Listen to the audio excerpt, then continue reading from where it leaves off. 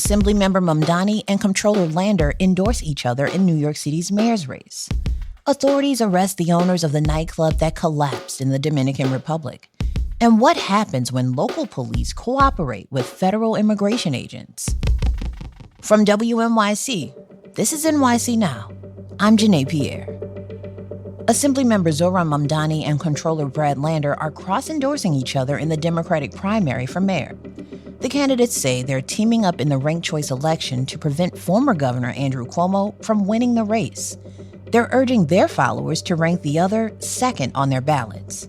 In the final debate in the Democratic primary Thursday night, Mamdani and Lander pounced on Cuomo, slamming his record as governor and his resignation in 2021 amid sexual harassment allegations. Cuomo says he's the best qualified candidate to stand up to President Trump and manage all levels of government. He questioned Lander's oversight as comptroller and said Mamdani was too inexperienced to serve as mayor. The owner of a nightclub in the Dominican Republic that collapsed earlier this year is under arrest. DR's Attorney General says local power broker Antonio Espaillat and his sister Maribel were irresponsible and negligent by failing to stop the club roof from collapsing in April. The collapse killed hundreds and injured dozens more, sending shockwaves through the tri-state area's Dominican diaspora. Victims included several high-profile people from the island, like merengue singer Ruby Perez. An attorney for the Espaillats insists the deaths were involuntary homicide.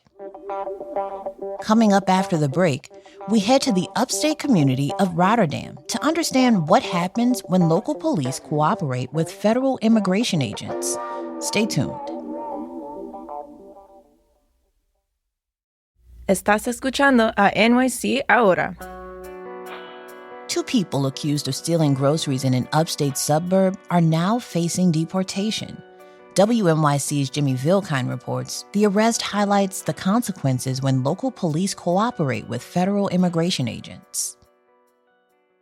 2121, just be advised as well. It started as a routine police call for shoplifting. 1400 Altamont Avenue, the Hannaford. We have a Hispanic couple with a stroller loaded up with merchandise. Officers in Rotterdam, a town of about 30,000 outside Schenectady, found two people in the cramped security office of a local grocery store one morning this March. Staff said the suspects, Michael and Maria, took things like rice, beans, bread, and olive oil. They hid them under a stroller carrying Maria's child. The total value was $159. But a relatively minor charge escalated when officers checked Michael's ID. You policy in my country. You are? In my country. In his country, he's a police officer. In my country, free police here. He provided an expired ID showing he was a police officer in Nicaragua. How long? People are often ticketed rather than arrested when accused of shoplifting. Police only take suspects in if they can't verify their identity. I'm kind of torn as to since he's got ID and The patrol officer called his supervisor. A detective called ICE. He said, because this guy's got the police ID and stuff, he said, he goes, don't do anything with them until I call you back. What you just heard is one of the first known cases under the federal Laken-Riley Act in New York State.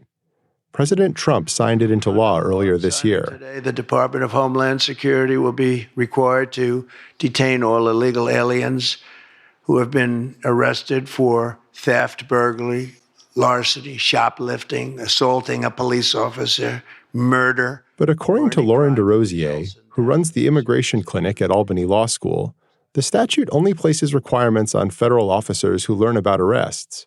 It doesn't require local police departments to call ICE. I think it's a very sad case, and I think that it demonstrates how quickly things can escalate for people who don't have immigration status. She supports state legislation called the New York for All Act. The bill would let local police help ICE with serious felony offenses or a judicial warrant. But if ICE just issued a detainer request, like with Michael and Maria, police would have to stand down. We're going to pass New York for All together. Thank you.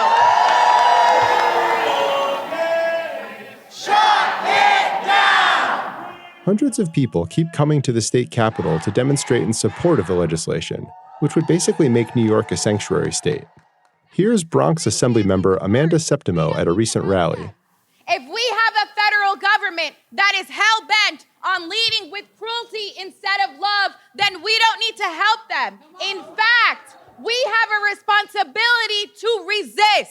Proponents are still pushing for some kind of action in the final days of Albany's lawmaking session.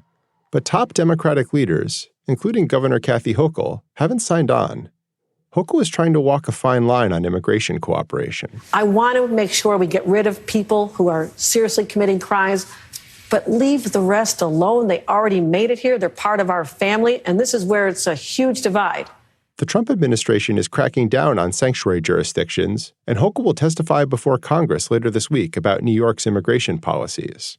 In Albany, GOP lawmakers support a bill that would require local police departments to call ICE if they arrest an undocumented immigrant. State Senator Andrew Lanza represents Staten Island. He says departments who don't call are essentially obstructing justice. Sanctuary state means we're not complying with federal law. He renamed his state bill after the Lake and Riley law. If an immigrant already broke the law to enter the U.S., Lanza says any subsequent offense is worse. To me, it's even more egregious. You have somebody that not only broke into the country, but now you committed a crime. For now, municipalities around New York State have a hodgepodge of rules.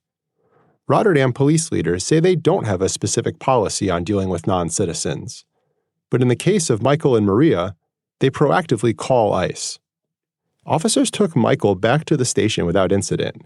They charged him with shoplifting and endangering the welfare of a child because Maria's 3-year-old daughter was with the couple at the grocery store. But the arrest took a turn when officers handed Michael over to federal agents. Surveillance footage shows he slipped out of his handcuffs and tried to walk away. Hold on. My hand's right there. 6 federal and local police officers used a taser to rearrest Michael. Court records allege an ICE agent suffered a bruised jaw. Michael is charged with assaulting a federal officer. During the scuffle, he kept shouting out in Spanish that he had ID.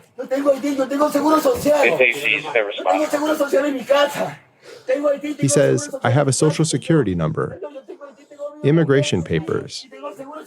The officers didn't respond. Stop moving! Michael is currently at a jail near Albany. His federal case is pending, and his lawyer declined to comment.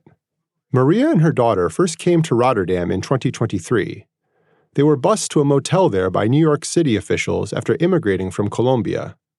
Maria's legal representative declined to comment, but she's now in federal custody without her child. I know, we're gonna get mommy, I promise. Body camera footage captures the girl crying in the back seat of a police cruiser as her mother was being processed. Police turned her over to social services. That's WNYC's Jimmy Vilkine. Before we go, we want to remind everyone that early voting begins this Saturday in the primary election for New York City mayor. So get out there and cast your ballots. And if early voting isn't your thing, then be sure to show up in person on June 24th for primary election day.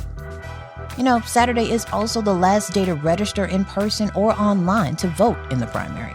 For more information on the election and the candidates, visit Gothamist.com. Thanks for listening to NYC Now from WNYC. I'm Janae Pierre. Have a great weekend.